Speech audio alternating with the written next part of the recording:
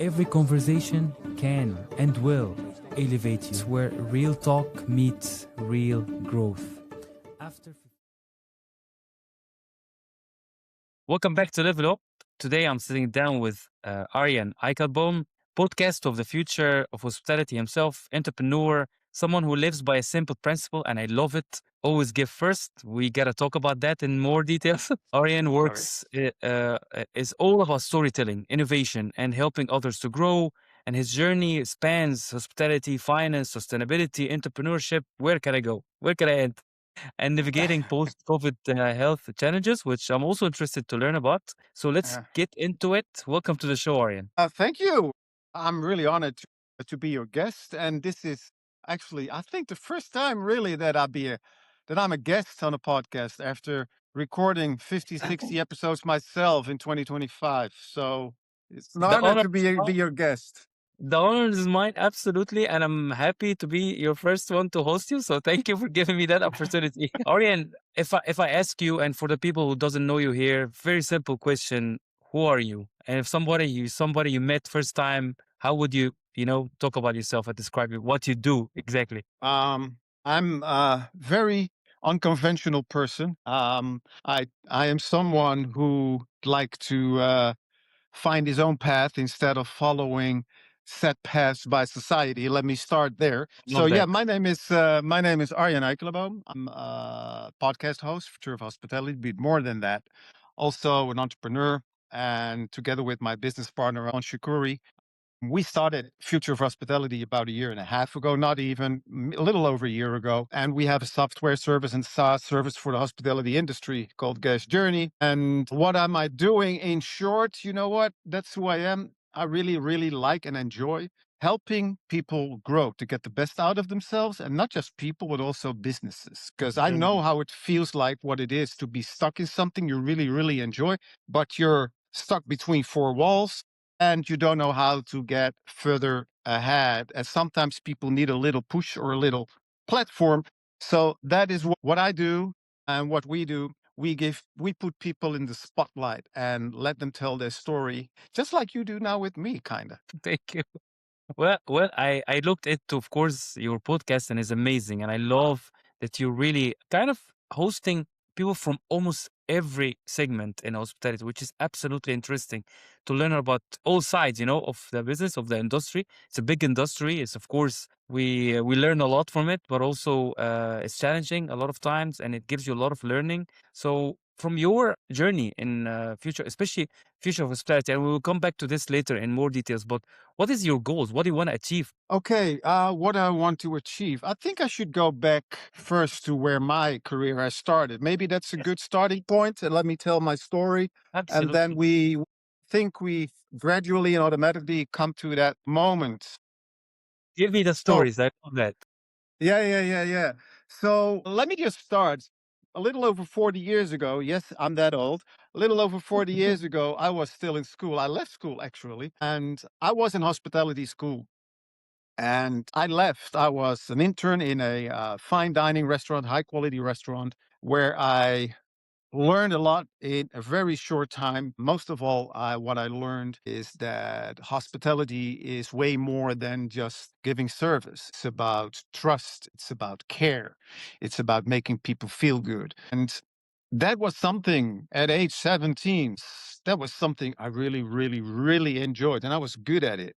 As my learning master told me at the time, you got the flair. And I was 17 years old. I was like, okay, cool. I like that. But pretty much when I look back, where it comes down to is listen to people and listen carefully to what their needs are. And from ever since I was very, very young, that is something that I was really good at. And the older I get, I do a lot of reflection. Then I see that I'm slowly turning into that younger person again.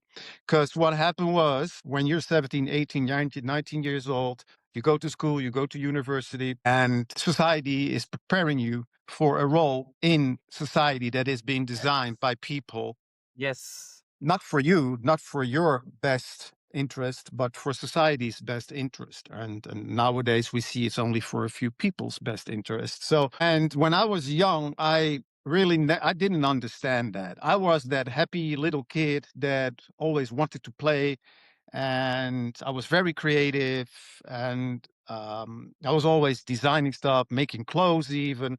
I remember when I was really, really young, 8, 9 years old, that every Christmas I was making menu cards for every single person on the table. I put a lot of Wow, effort into it. wow, Uh, I wanted to make it as good as possible, the good experience for my brothers, for my experience. parents, and I Yeah. was that young. You know what I mean? So that is where it was born.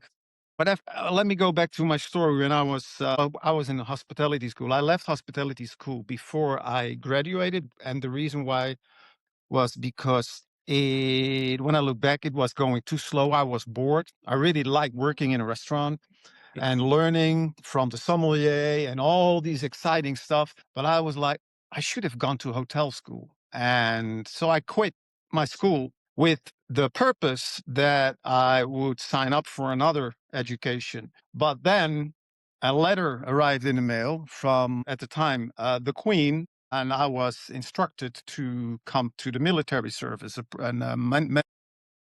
Well, So well, instead of continuation, my education, continuing my education, I had to pause and I joined well, the military. Um, and the plan was, let me go back after the military. I go back to school and I go to hotel school or something similar. Well, I met my best friend in the military. Military totally changed my perspective on life. absolutely. And when I came out of the military, a restaurant opened nearby in Rotterdam, nearby my house. I was still living with my parents and they were looking for people. I was like, you know what? Let me just go there and see. Little did I know, a year later, I was an assistant manager. 2 years later, at 21, I was the general manager of the restaurant with Wow, 300 seating availability seating availability and 50 people staff. And at 23 years old, I learned all these aspects of, you mentioned it yourself, hospitality is big. It's not just one little thing. absolutely. This was writing up duty rotas, being a listening ear to every single person. Even though I was young, people came to me and they had to tell their stories. There was always something going on, of course. So I was a listening ear. And every evening when it was showtime, when it was dinner time, I was at the door as a host, welcoming people, having people waiting at the bar. So it was a 12-hour a day position, 6, 7 days a week. That was my life at that age. And I realized, I was like, okay, this is good. I do not have a proper education, but I know everything, almost everything that you need to know to move forward. But then I decided to stop working at all and do a private education, which was the World Travel School. Why? Because I loved traveling so much. Mm. And It's part of the I, hospitality. Yeah. I've been to America a few times, and mind you, this is 40 years ago. People didn't travel to America that easily. I mean, I didn't know anyone who went to America, and I went almost every year, and I really Wow. loved it. And I wanted to travel more and more and more. I've been to Finland at that age. I've been to Mallorca. I've been to, I don't know, all kinds of places, and traveling was on my list. I was like, life is not. I didn't believe that life was supposed to be. Uh, you pick an education, then you pick a job, and then you do that job for 30, 40 Wow. years, and then you retire, which was what people were doing at the time. That was normal. And that scared the shit out of me. Sorry, Yeah. my French, but that scared the No. shit out of me. I was like, I want to experience everything. And now I come down to what it was about. And I look back now, I really wanted to experience a lot. And that is where my life became a roller coaster in the dark because I never knew when another turn was coming. And so I had a lot of challenges. Wow. And all these challenges brought me to different industries. So let me tell you very briefly what happened in the past 35, 40 years. After that, from hospitality, after the restaurant, I went to World Travel School. I wanted to work for an airline after graduation. That wasn't happening because all the airlines were fusing. Back in the days, we had Eastern Airline, Western Airlines, Pan American, Trans World Airlines. None of them exist anymore. We have United Airlines, et cetera, et cetera, et cetera. But I was in the middle of that. I sent out dozens, maybe 100 resumes to airlines. Nothing was happening. I was like, you know what? I go back to hospitality. So I worked in a restaurant for a few more years as a general manager. And then someone asked me, hey, why wouldn't you consider a career in finance? Because you're good with math, blah, blah, blah. I was like, you know what, that could be a good idea. So I explored the opportunity. Let's go. And if yeah, well, next year, 2 years later, I was working for a financial broker. Then I worked for a mortgage broker. I studied pension planning. I got my Yeah. certificates, and eventually I ended up working for ABN AMRO, one of the biggest institutional banks in the Netherlands. And I became a banker, private banker. And my job as a banker really was, as I put it when I look back, it wasn't about money. I had a portfolio of about 200 wealthy clients, people who sold their farm, or older people, predominantly older people. And my daily job was to sit down with my clients and talk about their portfolio. But 90% of the time, we didn't talk about the portfolio. We talked about life. I listened to their stories. It was about trust. It was about Yes. me listening to them. And if I tell you, I learned so much from all these conversations over the years. And it only proved, every time it proved that when you sit down with people, it's about listening what's going on in their lives. Don't try to sell them something if you do not understand what they're going through or what they want. So that was banking. And then in 2008, the crisis started. I saw it coming in 2007. Yeah. I warned a lot of my clients, be careful where you put your money. There was a big bank in Iceland popping up, iSafe, that was trying to get money from Dutch savers. Also, my clients knocked on my door or sent me emails. Hey, Ariane, they gave us so much this higher interest on our savings. Yes, they do. But do you also know that they're about to go bankrupt and then you will lose your money? No, I didn't know that. Yeah. Okay. So most of them stay. Indeed, that bank went bankrupt and there was a whole, I mean, the crisis was even worse for those people. So I left the bank, took a sabbatical, and ended up in California at some point. And there I saw a huge windmill park, hundreds and hundreds of windmills. It's a famous wind park. And that triggered my mind. I was like, you know what? I'm done with the greediness because the bank got ripped in parts by other banks and shareholders. And I didn't like the development in the industry, in life in general. People were getting more greedy, greedy, greedy, greedy. It was all about money, chasing, chasing. And I was like, I don't want to be part of that anymore. I don't believe in that. It never brought me any happiness. And I don't see how it can bring anyone else's happiness. A lot of my friends, I was in my 30s, late 30s back in the days. And a lot of people that I knew were struggling with their jobs. They didn't enjoy themselves. There were no growth opportunities. They felt stuck and they had to perform a task. And there was nothing really coming out of themselves. And I was like, no, this is not what life is about. After seeing that wind park, I came back to the Netherlands and I was like, I'm going to do something in sustainable energy, not knowing what. And then I saw solar panel for energy. That is something new. That is something that is a niche market and that is an upcoming market. I knew that was because I knew that from my banking days. In my Making, banking days, I learned a lot about the global economy, what is happening where, especially China. So I took a deep dive into that uncertainty and hired myself to a solar panel company who installs solar installations. And within a few months, I knew more than they knew. I figured out that not many people knew what they were talking about, which at the time I thought that is not good. People need to be informed so they can make well informed decisions before they buy anything. So I made sure I knew as much as I could. And within 2 years, I became a solar energy specialist and was recruited for a green energy company to set up their solar desk. I did. And a year later, I started for myself, did my own solar sales and marketing project that lasted for 4 years. And I published a book in 2014, Op Zonnekracht Vooruit. That's my that was the cherry on the cake and kind of my business card. It's still online, still for sale, where I help people make responsible decisions. I explain from A to Z what is a solar energy installations. This is what you need to look out for. So it's still available. After that, as you maybe here. After a few, I always have this moment after a few years, 3, 4, 5 years, that I go like, I'm bored. I want to do something new. Let's go.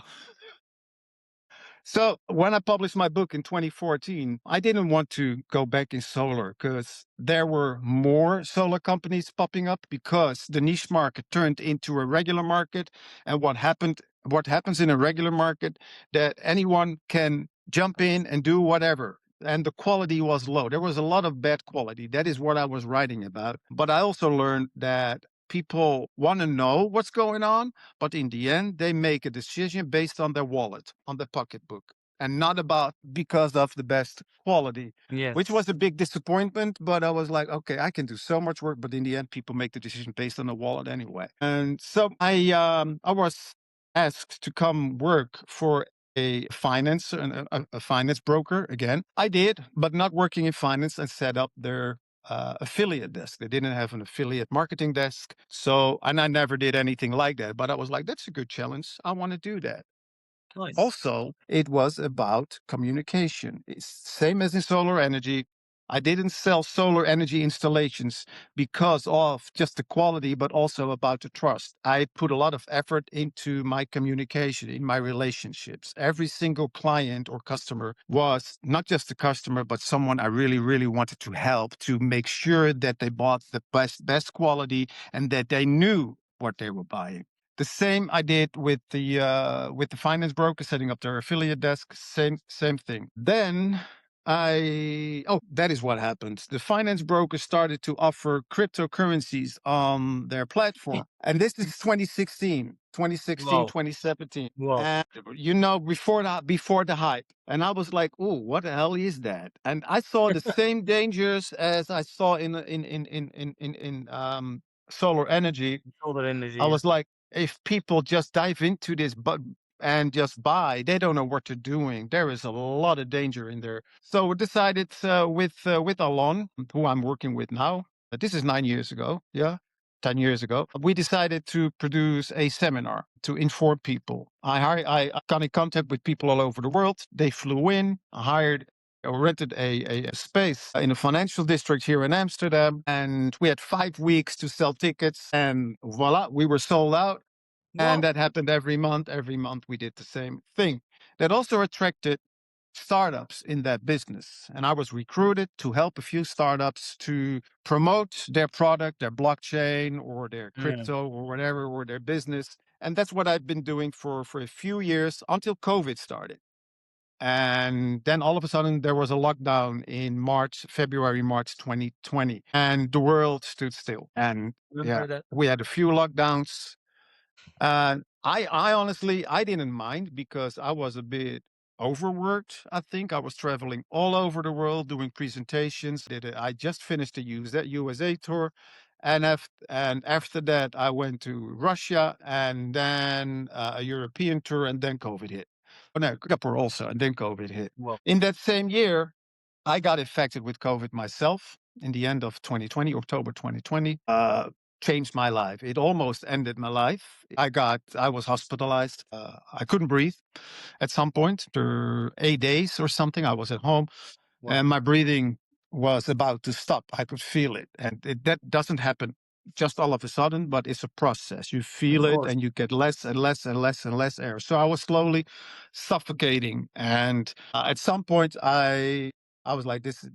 If I do not get help now, I will not make it until till tomorrow. So I called my doctor, and the doctor immediately, because she heard it, she said, "Let me measure your breath." And before that minute was over, she said, "I called the ambulance. You're on your way. Or the ambulance on its way." So I was hooked up on the ventilator just in time, Wow. and it was critical for a few days. And I was very, very grateful that I made it. And I recovered at home for 6, 7 months with oxygen next to my bed. But what happened at the same time was that there were a lot of symptoms that didn't want to go away. And Mm. especially the fatigue and the mental clarity was gone. Looking back, I can say that I lost myself, my true self. I didn't have access to my thoughts. I didn't have access to anything that is normal in a person's life. So I couldn't do anything than Yes. just being a zombie, and everything just around me was happening, but I couldn't understand it. And that sounds weird, and I know it sounds weird, and was never able to explain that to people. So my world became smaller and smaller and smaller because I wasn't able to explain how I was feeling. I was pushing people away. I was in Mm. bed and I didn't want to talk to anyone. And I slowly felt more isolated and isolated and isolated, and till the level that you don't want to live anymore. And Yes. that is true. I don't want to be dramatic, but I want to highlight this for the very reason that I'm in contact with a few people that are in that process right now, and they want to really end their lives. They are seriously thinking about it and getting help. That is what, and that's what we call long COVID symptoms. And there are millions of people all over the world dealing with this. In the Netherlands, there are about 500,000 people with Wow. long COVID symptoms, and about 10,000 that are really severe, just like I was just explaining how I was. So my life changed. And at some point I thought I'm not getting any better. I couldn't think. Gathering your own thoughts. Try to imagine that you cannot even think. That is, your self is gone. So I was mourning myself every day, grieving. And life for me, the shine was gone. There was no joy. Anyway, so 4 years in, I will spare you the roller coaster of those 4 years, but it gave me also the opportunity to zoom out and to look at life and what people are doing. What the hell have I been doing? And then you see yourself from another perspective. And I was like, if I ever get the opportunity to be healthy again, I am not gonna do that ever again. I'm not going try to fit in. I'm going to design my own life. And Mm. that is what I believe everyone should do. Yes. So Yes. then it was 4 years in, 14, 15 months ago, on again, who I was doing producing the seminars with, he designed a SaaS, software as a service for the hotel industry, Nice. called Guest Journey, guestjourney.ai. It was in early stages, and asked me to join him. And also for the reason that um, I come from hospitality originally, and he wanted to target this service, guestjourney.ai, for the hospitality industry. Guestjourney.ai is a service that an add-on that hotels can use, not just hotels, also restaurants or whatever company. Mm. It's pretty much, it can be used by any industry, but we target the hospitality No, industry that's because yeah. that is where it's most needed. Yeah. To give you an example, I will explain to you what Guest Journey is about. That is the software service. We're running a new campaign now with Muse, for instance. We do all the Nice. PMSs and CRMs, and we run a few campaigns with big hotel organizations. So we know how it works. But to give you an example, if you do treat your guests like we did as a hotel, like we did in the past decades, you're missing out because more and more things are going digital. There are even hotels where you don't need a person to check in. You can do that digitally. Absolutely. Yeah. But I believe in personal service. I believe in personal contact. I believe in relationships. I believe in a smile and someone who understands why I'm there or whatever. I Yeah. believe in that old school stuff. And I know that everybody does, but we let tech lead our lives until we say, hey, pause.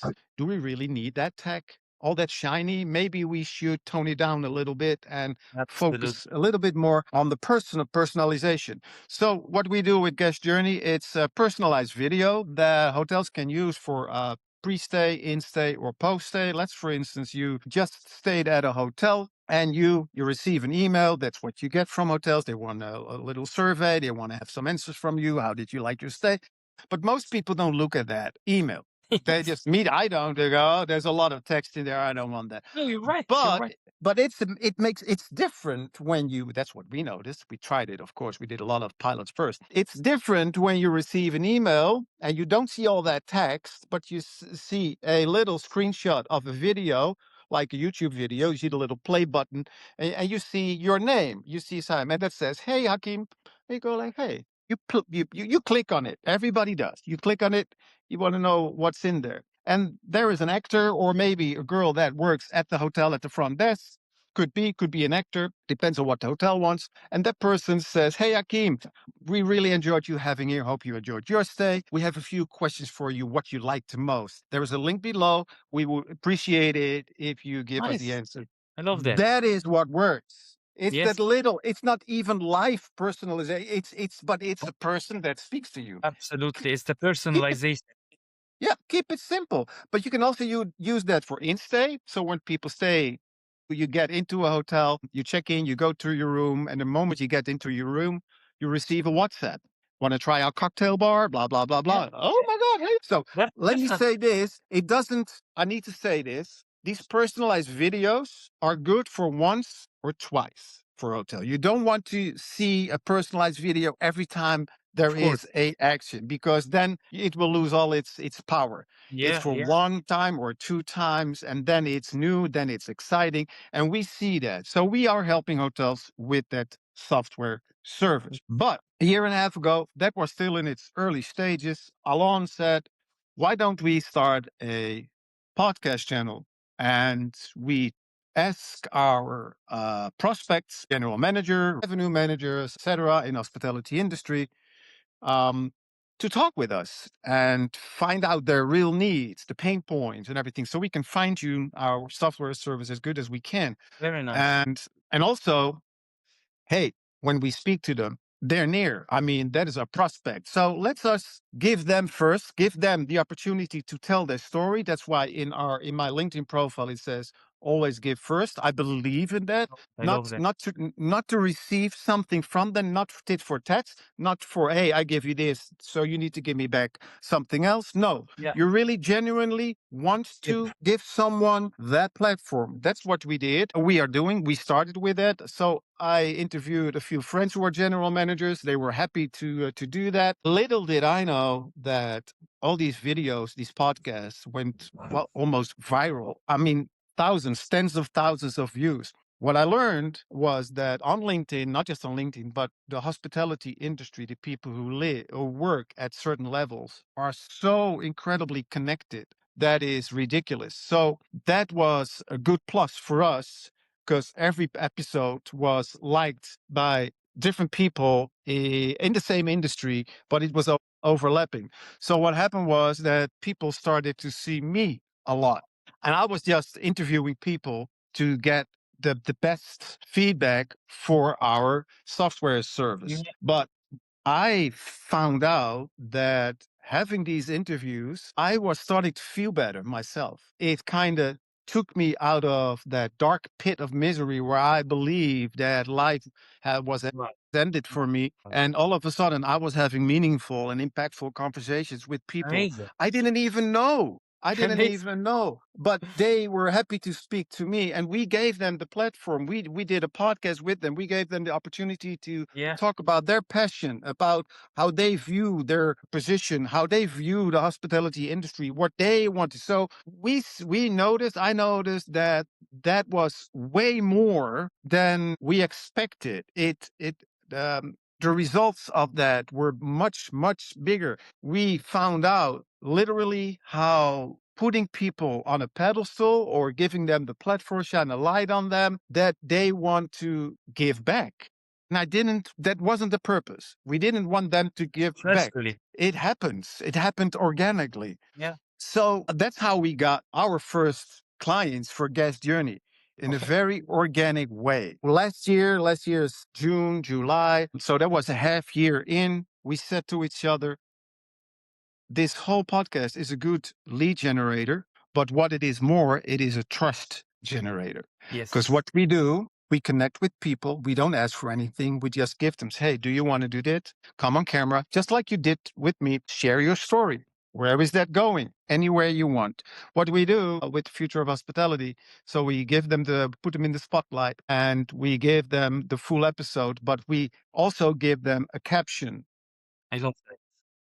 So we help them. You can share it yourself on your LinkedIn. Here you go. So your network will see it. I will share it as well, but we let people share it themselves on Themselves, yeah. LinkedIn. And that way, because that's what I meant with the overlapping connections, then general manager here, there, in all kind of parts of the world, but also revenue manager, also consultants, they see people they know speaking with us. So a few things happened. We got clients for a guest journey. Trust was established. People were happy to work with us without even asking too much, just by explaining it at the end of the podcast. Hey, what Yes. else is it that you were doing? Well, All we're about doing this and communication. this and this. Yeah, we're doing this and this and this. Oh, that sounds cute. How can we try that? Let's go.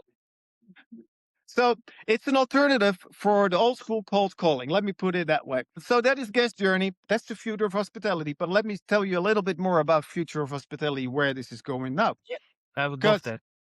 because the future of hospitality is not a podcast, not just a podcast. Like I said, it's a trust engine. And the first almost 100 episodes, we just recorded them. Every recording gets a personalized blog. We give that to the guests as well. They receive a few clips they can use for the socials, for LinkedIn, for Instagram, for TikTok. So it overlaps as many Mm. parts of, yeah, if you know what I mean. Well received. People are very happy with it, and we deliver high quality. That's one. But we also noticed that all the episodes that we recorded, you mentioned it yourself. We talk about food and beverage. We talk about tech, hotel tech. We talk about the leadership. We talk about revenue management, go asset management. You Everywhere, go yeah. on Oh, and on and on and on. What we have been doing over the past few months is restructure our platform. And Future of Hospitality is now an umbrella with 10 or 11 segments. So we structure them in like a Netflix of hospitality. So nice. I when love you that. when you go to Netflix, you know exactly where you want to go if you want to watch your show or your movie. With Future of Hospitality, same thing. If you want to know something about a hotel tech, you go to the Unseen Experience. That's what it's called, the Unseen Experience, under the umbrella. When you want to know more about leadership, boom, you go to leadership. That's really nice. Sustainability. We have a sustainability segment as well. So we have all these segments, and we turn that also because we really, really, really like what we are doing. And we notice that so many more people were watching it and are interested to learn more, but also to work with us. And that was something that I also didn't see coming. Mind you, let me say, if you really, really, really like what you're doing, things come your way. If you I do love not it. expect anything, yeah, if you Yes. don't expect anything, you just do it because you really like what you're doing. And I will tell you Yes. something more because I had a beautiful experience last Friday. But first, this. So we figured out that more and more businesses, people saw us and they were like, I want to be a guest. But hey, if you have a product that you want to highlight by being our guest, then you want to do it because there's something in there for you. Now, mind you, I don't mind giving people the platform, but if they approach me because they want something, hey, then we need to make a deal. You can be Yeah. my guest. You can be, yeah, you can be my guest because you want to highlight your whatever product, your SaaS service. We have a few clients, so that's why I'm explaining this. So we have a very easy business model where companies can work with us, where we offer them the camera and the microphone so they can be a guest host themselves and they can interview their prospects the same way we did with the Future of Hospitality in the early stages. We guide them. We have a whole playbook ready. They don't have to do anything. All they have to do is Nice. to sit up in front of the camera. We do the sourcing if needed. We do everything, all the backward, the editing, Brilliant. everything. All you have to do is sit up straight, have the interview, the talk with your prospects, and also according to the rules that we set, because it needs to be authentic and it needs to feel like a real conversation, like we are having right now. It needs to feel Exactly. like a real conversation. I don't like podcasts where, like an interview, what is this? What is that? Why are you doing that? Then it doesn't feel. It needs Yes. to be personal. You know what I Professional. mean? So we have that model. Companies big and small are knocking on our doors. And I'm really busy with that. So this year, we want to fill all these segments with companies that want to be a guest host. So that's a business model. We are open to sponsors. We have sponsors already. And More are coming this year, bigger and smaller. The bigger ones are waiting, but we are preparing that. So bigger sponsor for bigger segments. What else? Oh, there is also there are two now. If you want to record an episode, but for yourself, for your company to highlight your product, but you do not want to do a series, you can just do one episode under our umbrella, and you pay for that. That is just common Absolutely. sense. So the future of hospitality became an independent revenue creating business platform, which we are expanding almost day by day. Last week, we decided that we gonna do live events as well. We start slowly in Amsterdam. We in May or June we'll have our first Future of Hospitality live event, and we're probably gonna use HR staffing as the main theme for that event, where I want to invite hotel schools, hotel school students, and industry leaders from predominantly the Netherlands. That is going to be our first event. And we're also preparing the same event, but a little bigger in Atlanta, United States, by October this year. So Wow. we have big ambitions. And the Amazing. reason is because we see that what we are doing is really needed. And I tell you this because of, for instance, last Friday. Last Friday is only a few days ago. It's Monday now. I was invited to come to the hotel school in The Hague. They Yeah, had an expo totally like challenge. this. Yeah. They had an expo challenge and didn't know what I really to expect. All I knew that was that the hotel school students were given an assignment and they had 14 weeks to produce a great project. And so they had to do research. And this was about loneliness, this was about entrepreneurship, etc., etc. So I went to the event at the Hotel School The Hague, interviewed the lecturers, interviewed the dean. I wanted to learn what the hell is going on here? Why are you doing what you were doing? And then I went into the room and there were like 300 hotel school students and I started to interview them and I heard the most beautiful stories of students who created a project, proud of it. Some are even following through on it because it's a business model, it's successful. Now I come back to how I started a half hour ago. Remember that when I said that I quit school when I was 18 and I had to go into the military, never went back. I You've never been there. had the opportunity. I took that opportunity away from myself back then, Yeah. that opportunity that they are having right now. I know, I know from From experience what experience. Yeah. what they are doing is so important. And I'm so happy is the wrong word. I'm really thrilled that I see that this generation, it's called Alpha, Gen Z and Alpha, are more included, more involved in their own future than we were when I was young. Absolutely. Absolutely. And that it feels like all the roads are coming together to one same point. It's about personal attention. It's about self-development. It's about pureness, living from the heart, this in alignment with yourself. And that's what I'm doing every day. I And mean, that's why I believe that what we are doing is is successful. It every day I'm a bit scared every day. I go like, okay, what can go wrong? Because it's going too good. What can go wrong? But no, there is another thing I want to share. There's a third business model that we added just for your information, and it's called Behind the Lobby. Before I explain that to you, what do you think is the most valuable asset or thing in the hotel industry for a hotel? for me, it's experience. There's nothing else. It's all about the experience. It's about people, indeed. Well, what I Yeah. was trying to say, then, no, what is the best? What's the best, most unique selling point? I should have said that. The most unique selling points of hotels. Yeah, so that's absolutely the people. There's a It is the work people. in hospitality, in five-star luxury, in lifestyle, in digital hotels. And believe me, if we think of Amsterdam as a market or Dubai as a market, they are all having a nice hotels. The hotels are all very nice, nice lobbies, nice rooms, nice facility. Everything is perfect. You almost cannot compare because every single hotel is nice. But what makes a difference, I always said it, is the people. Is the people. You're right. Yeah, it's the people.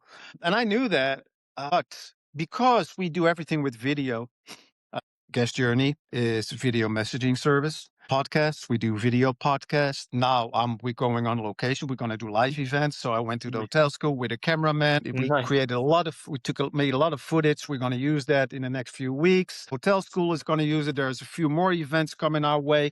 We've been asked to join a few other events in the same way. So we're doing that. But behind the lobby is a third business model that we added to the future of hospitality. It's going to be highlighted on our website soon. And that is where staff talk about their experience in the hotel. So instead of a hotel trying to make very slick and cute, expensive videos of how great their hotel is and use that for their social media, very simple. We can make videos for you with your staff. All we need is 15 to 20 minutes from their time. We create a good video that you can use as a hotel, put it on your website, push it on all your socials where your staff is excited about their position in your hotel for that Mm, reason. nice. And some anecdotes, and it only lasts 15, 20 minutes. We create a few clips out of that.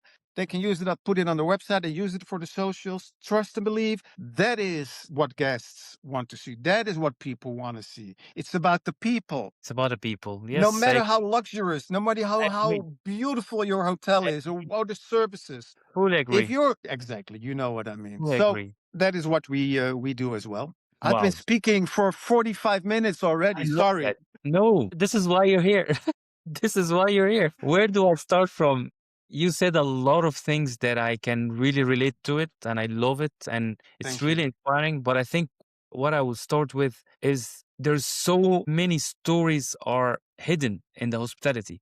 People don't talk about it. That's why I'm starting also the podcast myself. I'm not focused only on hospitality. I'm focusing on almost everything. And this is actually the story behind my podcast. In the beginning, I wanted to bring stories or create a platform where people learn about sales and business development because this is where my background is. But normally, if you are in that field, you only get training if you work in certain hotel or certain company, or if not only in hospitality, there's no schools for sales or No. business development. You learn by experience.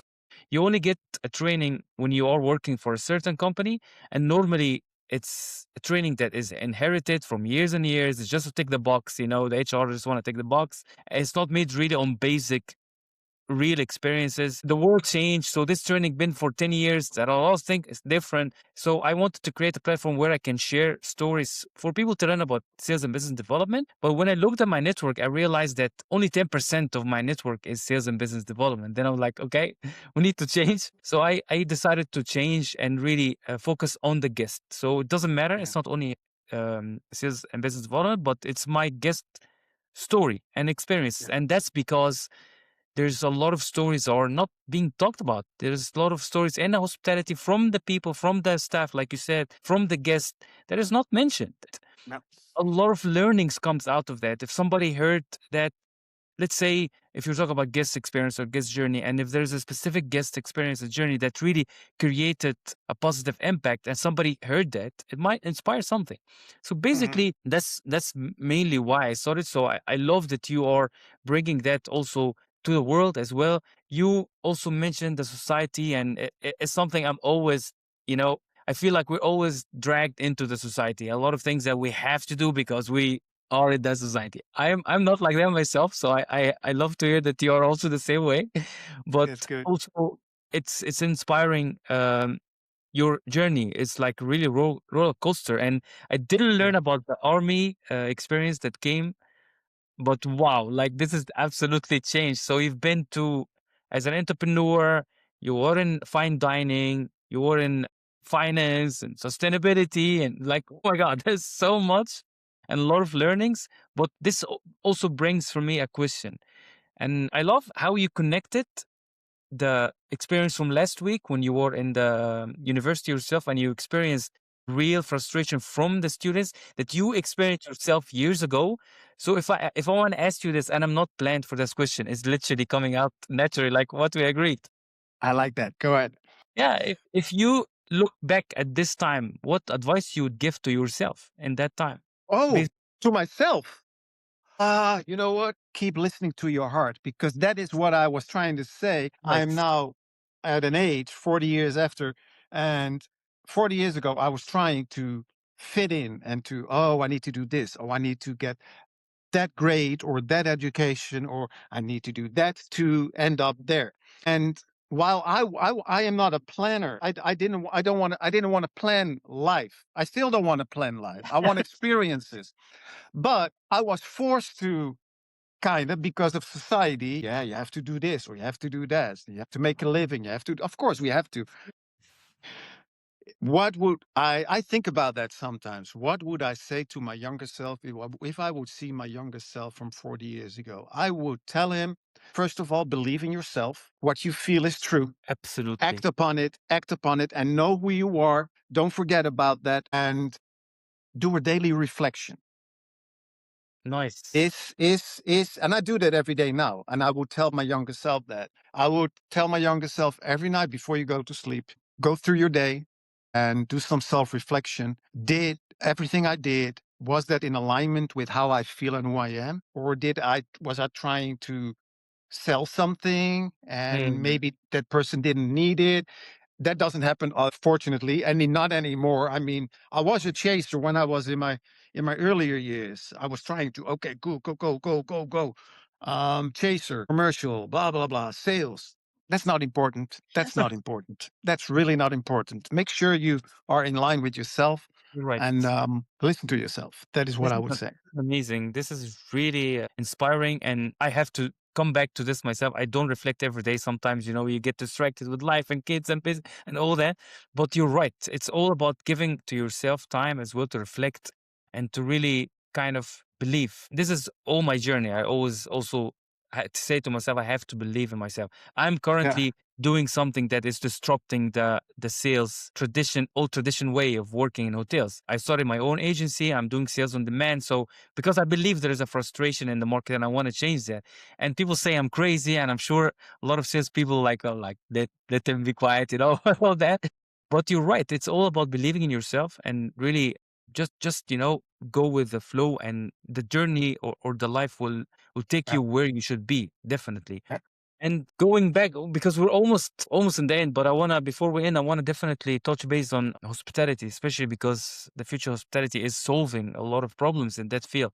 What do you think is missing right now in the hospitality industry? The connections between the real world industry, education, and the newest generations. That's why Yes. and that was a feeling that I wouldn't call it a feeling. It was like a vision that popped up in my head last summer. I was recording podcasts, and because we were getting more successful than I could ever imagined, I was like, if we have so much visibility, if we have this platform and we can only grow it bigger, I want to use that for something good. So if we can connect the newest generation, because I didn't have that opportunity, with industry leaders. So I checked with industry leaders. How do you think about hotel schools? If we could, oh my God, that will be amazing. Yes, we want to Yeah, be cool. part of that. That's every single one said the same. And still, so now we did our first roundtable with students only a month ago. So it took me a few months to put it together. And there's a whole series waiting now with other hotel schools.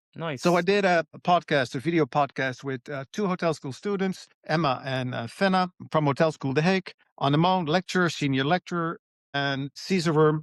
He is the senior vice president for LHI, Associated Luxury Hotels International. So I put them together, and this was about well-being. People have to watch it for themselves, then you know what I mean. But the vibe, the interaction that happened during that podcast session, I mean, that was the best gift, Christmas gift that I could get. That is what I do it for. Connecting Nice. people, connecting companies, connecting education, lecturers and the hotel school students with the seasoned industry leaders. Yeah, Brilliant. This that's is what. absolutely brilliant. And I'm confident that it will add value to every side because, like you said, there's a lot of missing connections there also between the new generations and the old generation and all that. So really nice to hear. And if we think about AI, we spoke about it a little bit.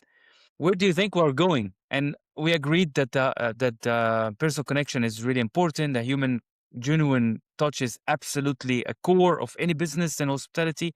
But of course, we cannot miss out also the AI. That's my experience and my opinion. There has to be a balance somehow. And I don't think a lot of hotels are doing that balance right now. It's either going that full direction or that full direction. But what do you think?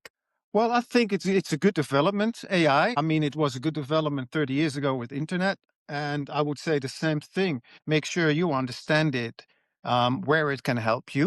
Don't let it be the other way around. Don't let AI decide what your next step will be. No, you need to decide what your next step will be because you have a goal. Do you want to give the best service, the best care, or do you want to have everything digital because they say so that is more efficient? Think twice before you implement a new service that's totally based on AI. And it's early stages. We have to go along with advanced technology. I am aware of that. But if it doesn't add any value to the real experience of a guest, I'm not really sure if it's needed. Right. But You're hey, right. that is I'm still learning myself because every day Yeah. I hear new stuff.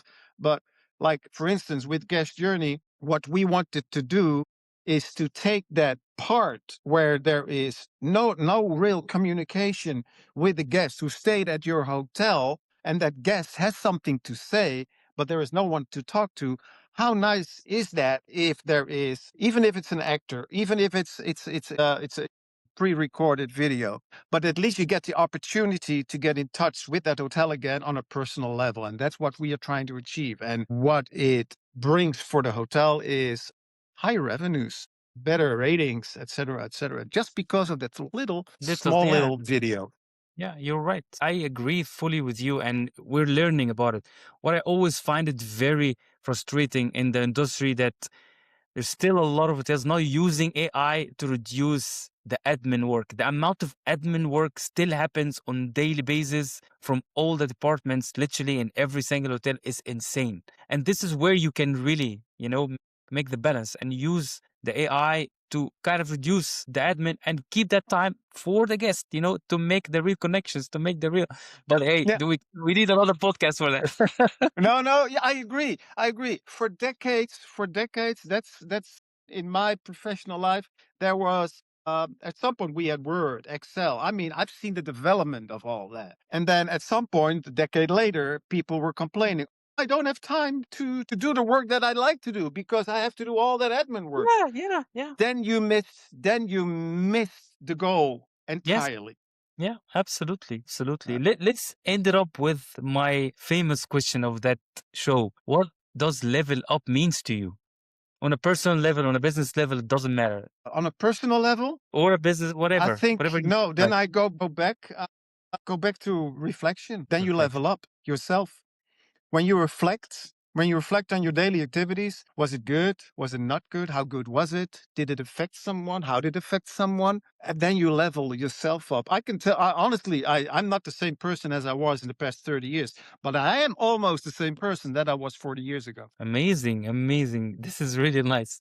Ariane, it has been really nice exchange. We can talk for hours, I'm sure. Yes, I But know. thank you for your time today. I'm really excited that I had the opportunity to host you. Of course, I'm going to share all your details and link, so people can also follow you and reach out to you. Okay.